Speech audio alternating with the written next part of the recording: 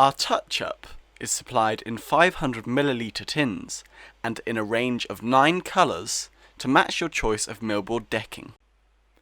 The core of millboard, which is not normally seen, is a blend of polyurethane, fiberglass and limestone powder. Polyurethane is not UV stable, and if exposed to sunlight will take on a yellow tone over prolonged exposure to the sun. Therefore, where curtains of boards, fascias and edgings can be seen with the naked eye, you should touch it up with Millboard touch-up paint. Touch-up coating is best applied using a brush. Whilst we don't recommend the touch-up to be used on large areas of boards, small damaged areas can be touched up using a small artist brush.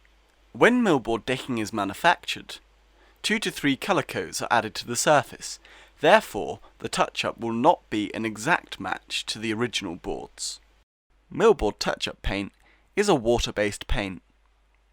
Any excess or spills should immediately be removed with warm soapy water. On no account should you use a solvent-based paint remover. After use, the brush can be cleaned in warm soapy water.